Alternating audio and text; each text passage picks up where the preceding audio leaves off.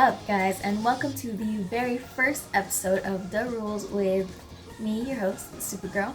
And I've started this segment on the channel because the game is growing. It's about 2 years old now. The anniversary box just came out, and the community is continuing to grow, and I feel like now's a really good time to go over a lot of the different rules and mechanics that may be really confusing for new players.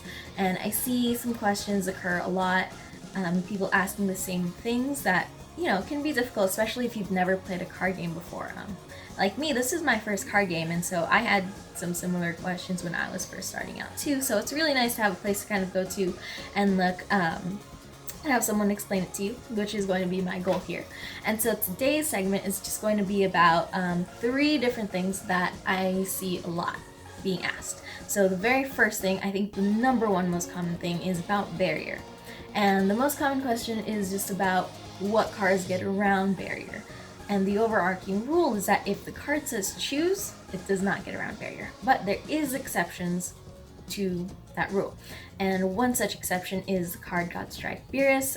There's another one, PLAYA, which is actually choosing the skill. So let me read you Godstrike Beerus. It says, auto, when you combo with this card, choose up to one of the keyword skills on one of your opponent's battle cards and negate it for the duration of the turn. So even if a card has barrier, you can use this Godstrike Beerus because it's choosing the skill and not the card itself. So you could choose barrier, or you could choose another keyword skill on that card, and it would be negated for the duration of the turn. So that is an instance where the card says choose, but it's choosing the skill, not the card, so it still works. Things that don't get around barrier, obviously things that say choose, let's say choose up to one of your opponent's battle cards, you can't choose a card that says barrier. There's cards that say place up to one of your opponent's battle cards. Totally works, because even if they're choosing which cards to place, the card doesn't say choose, so it gets around barrier. Things like cards that say your opponent chooses up to one of their cards, even though your opponent's doing the choosing, it's still your skill that's making them choose, and so it does not get around barrier. Your opponent cannot choose a barrier card. Okay, so next thing that I want to talk about is pending autos. Here's how the steps go. When an attack is declare an attack, and then you have the opportunity to do a counter attack, play a counter attack card, either a negate or a counter like after image, and then the autos resolve. However, the important part of that is that the autos are already pending once the attack is declared. The autos have activated, they're pending, they're just waiting to resolve after the counters. So for example, if you have a card like Intensifying Power Trunks, its auto is when this card attacks, you may choose one card in your life and add it to your hand. If you do so, this card gains 10,000 power and critical. And so cards like Shocking Death Ball is a negate that is able to KO a card. So this Trunks could attack, have its auto pending, but then be KO'd by a counter. However, even though the card is KO'd, sent to the drop area, and the battle ends, the auto can still resolve.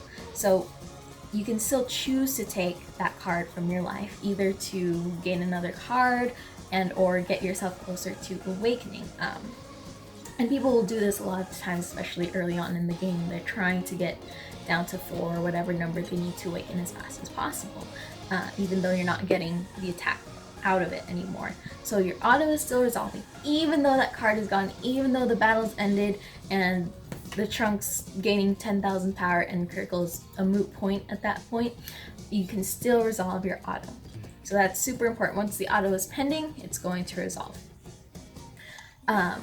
Another time this comes up very often are for things like Mafuba. So Mafuba is another counter that when it gets placed on top of a card, the auto is still resolving. So even though that card is not there anymore, technically it's not treated as a battle card, any auto that was activated still goes off.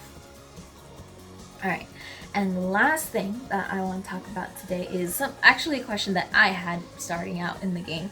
And when card gains double strike or instances of other keywords, how does that apply? How do they stack?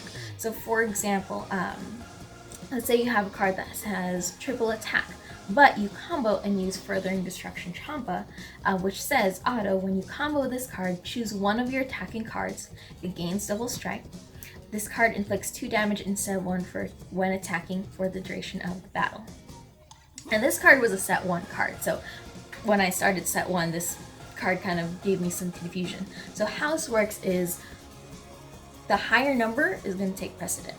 So if a card has triple attack and you use Champa and give it double strike, you're still gaining, your opponent will still take 3 damage. If you deal the damage, your opponent will still take 3 cards from their life because the triple attack applies.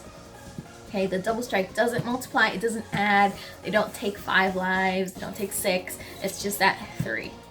Okay, so even though it has triple and double, it's just the one that applies, which is a triple strike.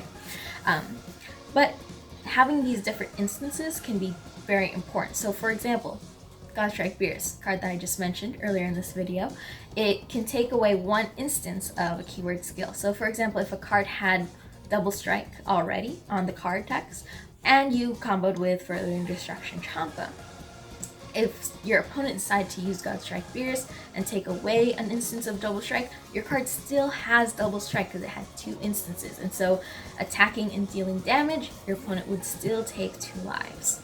So that's really important to kind of keep track of what your instances are and what skills are on your card. Alright, so that wraps up my 3 points that I wanted to talk about today.